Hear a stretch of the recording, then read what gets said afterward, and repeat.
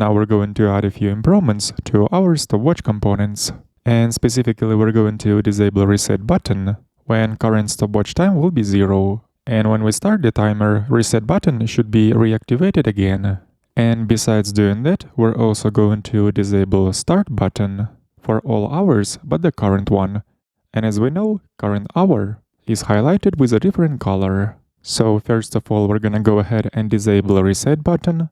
Let's open up editor and find base button component within timeline stopwatch responsible for showing reset button. It is the first button in here, so let's go ahead and add a disabled attribute. And since we'll have to disable this button when the current stopwatch time will be 0, let's use negation and check reactive variable seconds, like so. Because this is exactly the variable which stores current stopwatch time. So in cases when it is 0, the negation will turn this expression to true, and hence this button will get disabled. And of course, when we're gonna click on the reset button, this event handler will be triggered, and the seconds variable will get value as 0, which will also make that reset button disabled. And as we can see, those stopwatches that show the time as 0, all of them have reset button disabled.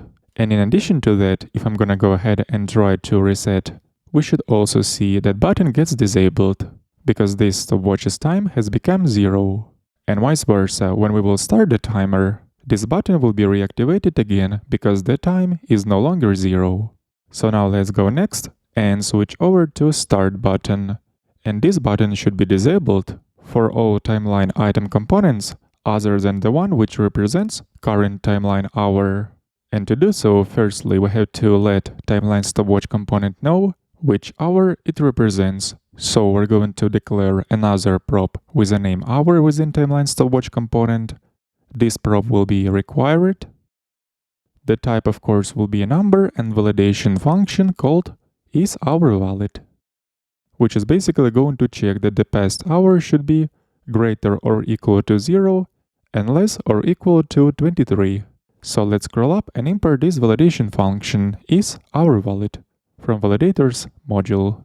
And now it's time to actually pass the value of hour from outside, where we use this timeline stopwatch component that is within timeline item component. So right here, we're going to add another prop called hour, and the hour which this timeline stopwatch component represents we can fetch from our property of timeline item object. Because we know that every timeline item object contains 3 properties, one of which is our property.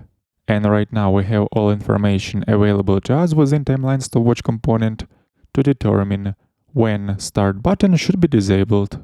So let's create new constant in here is start button disabled. And the way we're gonna determine when the start button will be disabled will be as follows.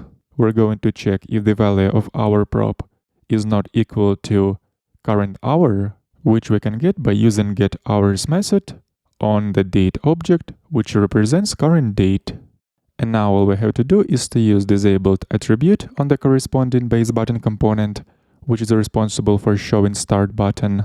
And within this disabled attribute, we're going to use our new constant is start button disabled, like so.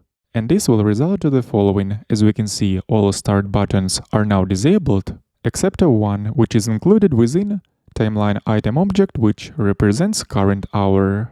And this way we have made user interactions with our stopwatch component a little bit better. Let's keep going in the next lesson.